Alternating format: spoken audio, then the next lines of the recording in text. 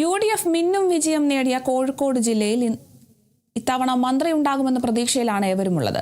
കോഴിക്കോട് ജില്ലയിലെ കോൺഗ്രസ് MLA-മാരിൽ 3 പേരും ലീഗ് MLA-മാരിൽ 2 പേരുമാണ് മന്ത്രിസ്ഥാനത്തേക്ക് പരിഗണിക്കപ്പെടുന്നവരുടെ പട്ടികയിലുള്ളത്. സർക്കാർ രൂപീകരണത്തിൽ ഏറ്റവും നിർണായകമായ ചർച്ചകളിലേക്കാണ് UDF കടന്നിരിക്കുന്നത്.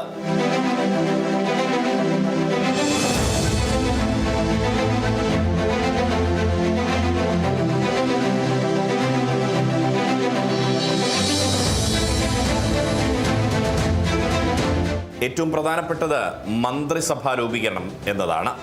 മന്ത്രിമാർ ആരൊക്കെയായിരിക്കണം എന്ന ചർച്ചകളിലേക്ക് ഘടകകക്ഷികളും കോൺഗ്രസും അടക്കമുള്ളവർ പോയിരിക്കുന്നു. അതിൽ കോഴിക്കോട് ജില്ലയിൽ നിന്ന് ഇത്തവണ മന്ത്രി ഉണ്ടാകുമോ എന്നുള്ളതാണ് ഏവരും ഉറ്റുനോക്കുന്നത്. കോഴിക്കോട് ജില്ലയിൽ നിന്നും 5 പേർക്കാണ് മന്ത്രിസ്ഥാനത്തിനുള്ള സാധ്യത കൽപ്പിക്കപ്പെടുന്നത്. അതിൽ ഏറ്റവും പ്രധാനമായി എടുത്തു പറയേണ്ടത് കോൺഗ്രസിനകത്ത് നിന്നും കോഴിക്കോട് നിന്നുള്ള ഒരു മന്ത്രി ഉണ്ടാവുകയാണെങ്കിൽ ഏറ്റവും കൂടുതൽ സാധ്യത കൽപ്പിക്കപ്പെടുന്ന ഒരാളുടെ പേര് കെ ജയന്താണ്. കെ ജയന്ത് കോഴിക്കോട് നോർത്തിൽ നിന്നും വിജയിച്ചു വന്ന സ്ഥാനാർത്ഥിയാണ്.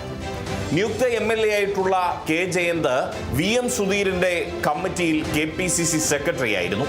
പിന്നീട് രമേശ് ചെന്നിത്തല KPCC അധ്യക്ഷനായപ്പോഴും കെ സുധാകരൻ KPCC അധ്യക്ഷനായപ്പോഴും KPCC ജനറൽ സെക്രട്ടറി ചുമതല അദ്ദേഹം വഹിച്ചു.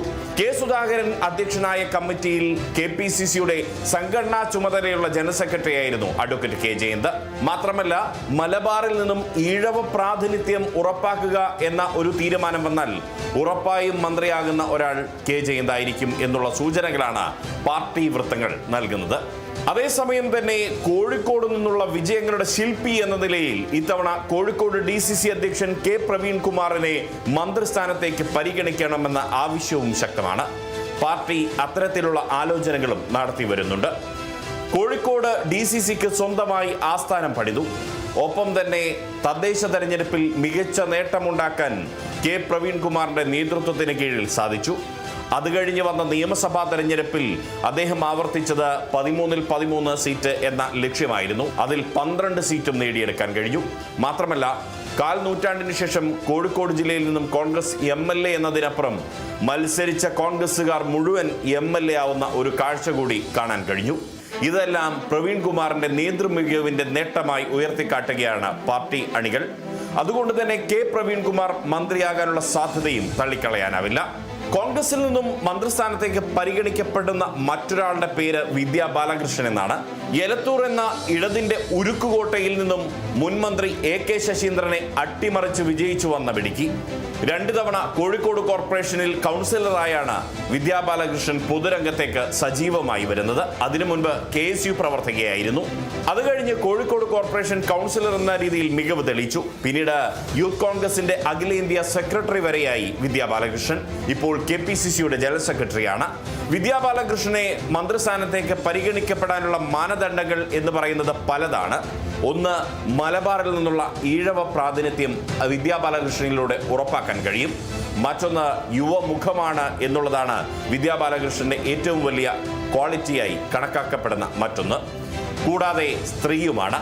അങ്ങനെ വനിതാ പ്രാതിനിധ്യവും യുവ പ്രാതിനിധ്യവും മലബാറിൽ നിന്നുള്ള ഈഴവ പ്രാതിനിധ്യവും ഒരുപോലെ ഉറപ്പാക്കാൻ വിദ്യാ ബാലകൃഷ്ണനെ മന്ത്രിയാക്കുന്നതിലൂടെ കഴിയുമെന്നാണ് അണികൾ പറയുന്നത്. വിദ്യാ ബാലകൃഷ്ണനെ മന്ത്രിയാക്കുന്ന സാധ്യതകളും പരിശോധിക്കപ്പെടുന്നുണ്ട്. ഒപ്പം തന്നെ KC വേണുഗോപാലിന്റെ വിശ്വസ്ത എന്നതുകൂടി വിദ്യാ ബാലകൃഷ്ണന് അനുകൂല ഘടകമായി തീരുന്ന കാര്യമാണ്.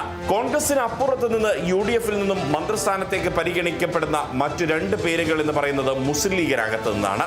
അതിൽ പാറക്കൽ അബ്ദുള്ളയാണ് ഏറ്റവും പ്രധാനമായി മുസ്ലിം ലീഗിന്റെ 5ാം മന്ത്രിയായി വരാനുള്ള ഒരു സാധ്യത കൽപ്പിക്കപ്പെടുന്നത്.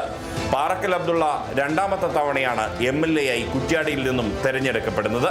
കഴിഞ്ഞ തവണ നേരിയ മാർജിനിൽ പരാജയപ്പെട്ടതിനു ശേഷം അദ്ദേഹം 5 വർഷവും കുറ്റ്യാടി നിയോജക മണ്ഡലത്തിൽ സജീവമായിരുന്നു.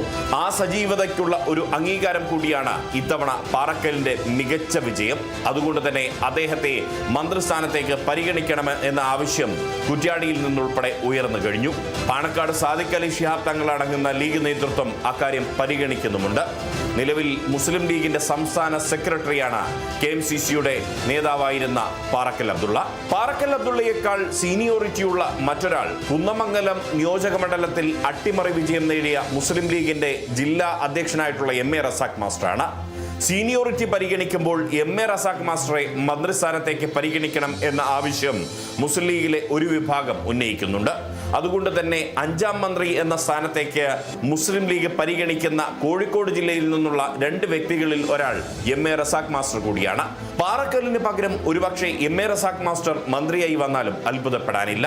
മാത്രമല്ല CH സെന്റർ പോലുള്ള ജീവകാരുണ്യ പ്രവർത്തന രംഗത്ത് സജീവമായിട്ടുള്ള പൊതുപ്രവർത്തകൻ കൂടിയാണ് MA റസാഖ് മാസ്റ്റർ. അതുകൊണ്ട് തന്നെ അങ്ങനെ ഒരു മുഖമുള്ള വ്യക്തിയെ മന്ത്രിയാക്കുന്നതിൽ ലീഗ് നേതൃത്വത്തിനും താല്പര്യമുണ്ട് എന്നാണ് അറിയുന്നത്. എന്തായാലും ചർച്ചകൾ വളരെ സജീവമായി കൊണ്ടിരിക്കുകയാണ്. കോഴിക്കോട് നിന്ന് മറ്റൊരു മന്ത്രിസ്ഥാനം ഉറപ്പാക്കാവുന്ന ഒരു മുന്നണി ഉണ്ടായിരുന്നത് RMPI ആണ്. അവർ UDFന്റെ അസോസിയേറ്റ് അംഗമാണ്. UDFന്റെ ഘടക കക്ഷിയല്ല. KK രമയോ RMPയോ ഒന്ന് സമ്മതം മൂളിയാൽ 2.5 വർഷത്തേക്കെങ്കിലും അവരെ മന്ത്രിയാക്കാൻ UDF നേതൃത്വം തയ്യാറാണ് താനും. എന്നാൽ RMP UDFന് പുറത്തുനിന്ന് പിന്തുണയ്ക്കുന്ന അസോസിയേറ്റ് അംഗമായി തുടരാൻ തന്നെയാണ് താല്പര്യം പ്രകടിപ്പിച്ചിട്ടുള്ളത്. തൽക്കാലം മന്ത്രിസ്ഥാനത്തേക്ക് RMP താല്പര്യപ്പെട്ടിട്ടില്ല.